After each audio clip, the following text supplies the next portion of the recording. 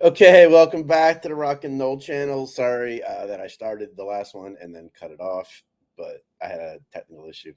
So I thought I would just go right back to it. So today, Florida State did their part at the ACC Kickoff media event. I'm sorry, before I get into all that, hope everyone is doing well. I really appreciate all of you. I'm going to work even harder to grow these live streams. The vlogs have been going okay, but I want this to be something that you get more of as well from me. So if you get a chance, if you're clicking on the channel for the first time, check out some of my vlogs.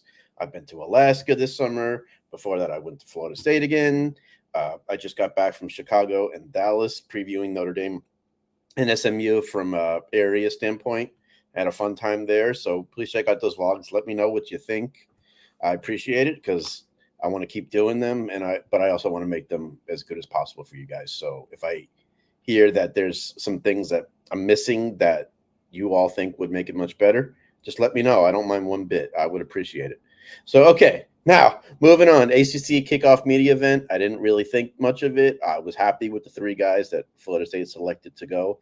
I was really impressed with DJ Uyunglele for not going. And the reason I say that is because he was asked to go and turned it down. And his reason was, and it was a really nice and sincere one, was the guys from the team last year. And he didn't want to say it in his statement that got screwed over. Those people from that team deserve to go, not someone who wasn't on the team last year, which I thought was really, you don't see every day in college football, that's for sure. So the three representatives we sent were Patrick Payton, who was a Mike Norvell recruit, because people love to rip on us for using the portal, even though every school uses it. Defensive end Payton, who's definitely deserving of going. Excuse me. Also, we sent Josh Farmer, defensive tackle, another Mike Norvell recruit, who's definitely deserved to be there as well. And also the third one was Darius Washington. Believe it or not, has been there longer than Norvell by 1 year, but he was a Willie Taggart recruit and has stayed through the ups and downs of the Norvell era, has never wavered, has worked hard to get better and fight through injuries. And God, he deserved to be there today. I was so happy that he got to be there. And for some of these guys, it's who you hope will go to the NFL, but you're never sure. Man, a day like today is something they're not going to forget. And the older you get, the more you appreciate it. So I was really happy for these guys, and they got to fly on the jet, the Florida State jet, to get there. And I'm sure that was just, they loved it. So I heard some of them speak, and they did the usual stuff, and they did a great job. Norvell spoke. He always speaks great. He seemed really dialed in and focused. And one of the reasons we had to go today as a team was because we start practice Wednesday. We're starting probably a week or so earlier than most teams because we play a week or so earlier than most teams. So we had to get out there, get it in, get back to Tallahassee, get ready for practice begin, which I can't believe I just said, but that is true. But the news of the day, as far as that went, was Jim Phillips. Now, you have to understand his side. I expected him to come out and push the ACC narrative and promote the conference. That's his job as commissioner. I expect nothing more. I expect nothing less. Sorry. But he really took some veiled shots for no reason, in my opinion, at Florida State and Clemson. Now, I don't know what the question was or what directed him to do it. I just saw what he said. So I'll be honest, I don't know what speared him into that direction. No pun intended. I know I just said speared. But that being said, he made a point saying we're going to fight the lawsuit as long as we have to. I get it. Fine. That you have to say that in litigation. You don't want the other side to think, oh, yeah, we're going to quit at some point. But then he was like, and we're going to prove how they signed this deal twice, each of them, and why they need to be here. And you know what? Who knows? That could be gamesmanship. Maybe it was understood he would say that. I really don't know. Like I said, there's a lot of stuff behind the scenes I just don't know about. I didn't expect the conference announcement today or even this week. And the longer it's dragging on, the more I think we're not going to know for a bit. Unfortunately, we might even have to play again next year in the ACC. There were a lot of hurdles to cross with this lawsuit. Some we didn't even realize would be as big. Probably some we just knew. It is what it is there. I don't think we're staying in this lawsuit to not leave the conference. And I don't think Mike Norvell stays last year, if he thought we'd be in here another 2, 3, 4, 5 years, I know, as I said, 2, and it might be 2 more, 3, 4, 5, or however long the deal is. Because eventually we lose him if we have to stay for an even more extended period of time because some school with more money than sense will just offer him so much money he can't say no. I'm sure Alabama was hard to say no to last year. So I think it's just checkers. I don't know if Alfred, our AD, is speaking there, and I don't think he was. So that was also another time for Jim Phillips to really take a shot because our AD wasn't going to be speaking. Norvell's not going to speak about that. He's not there for that. Obviously, the players aren't either. So it was a good time for him to do that. The way he said it, he's usually kind of a wuss and kind of a coward.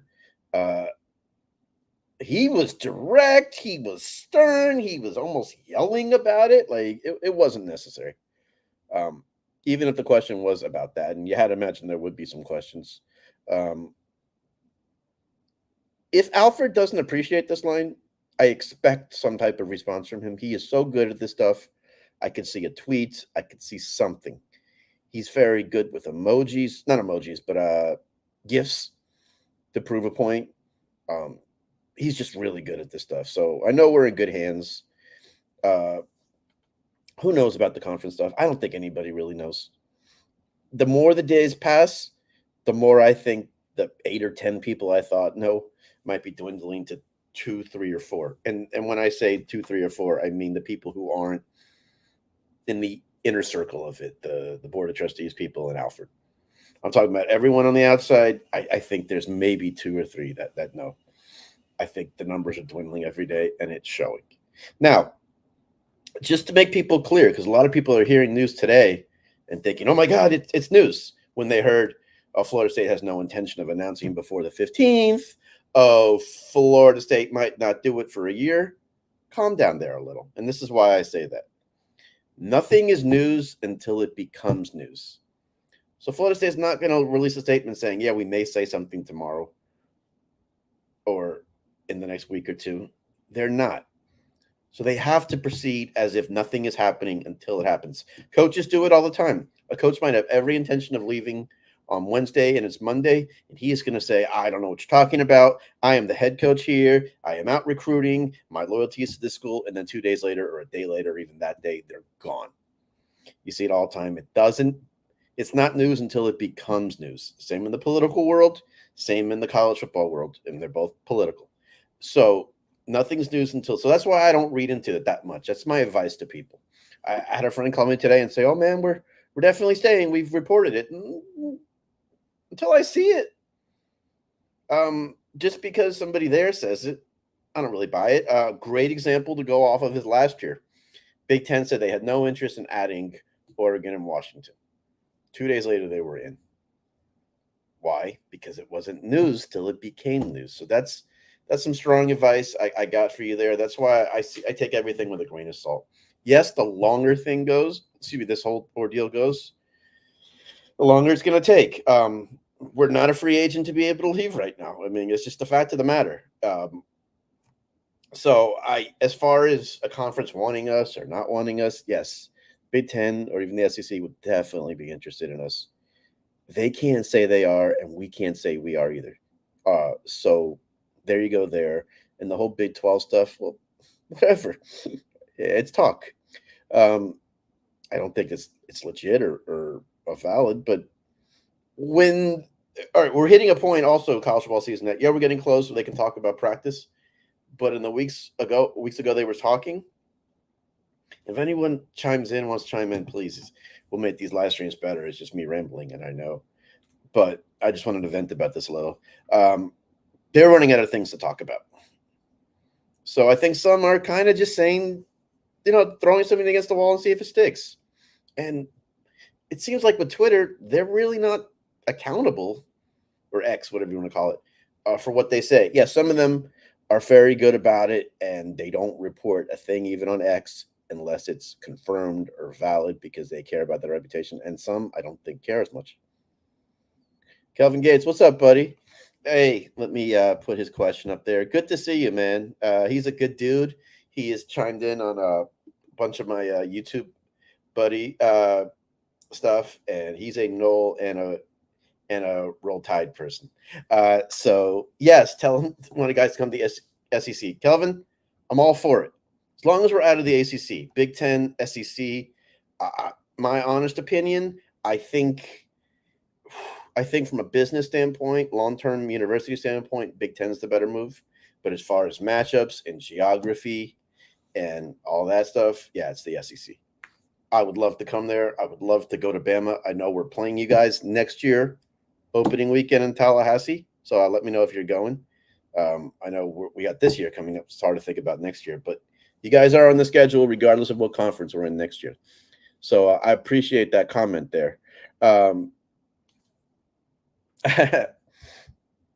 me get his other comment up there. I'm doing good, man. Doing all right, man. One day at a time. Can't believe the season is right approaching us. Roll Tide, go Knowles. Hey, man, I got no problem with Alabama, man. I think they are the standard right now in college football. I don't care if Saban's there or not anymore. They're what you want to be in college football from the way they've been the last 15 years. It's incredible. But how are you doing, man? I hope you're doing okay. And I really appreciate the support, man. So, yeah, I'm not going to get into depth chart stuff now for Florida State and talk about preseason expectations. I don't really like doing that. I find you don't really know much until they practice.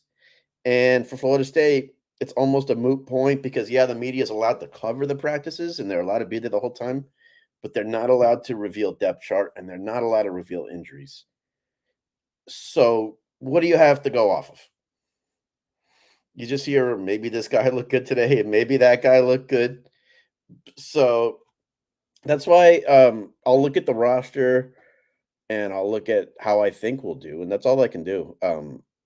Fall camp really isn't a true indication unless you just keep hearing the same thing over and over about this guy looked good, this guy looked good. Oh, I'm glad you're doing good, man. That's good, and I really appreciate you chiming in, man. This means a lot to me. Outside of my friend John, you are officially the second person to comment on one of my YouTube live streams, man. So you're gonna be an OG in my opinion. But I'm curious, man. While I got you here, man, what do you think of Kalen DeBoer? If you're still there, are you excited? Do you think it's business as usual there, or are you kind of just a little wait and see?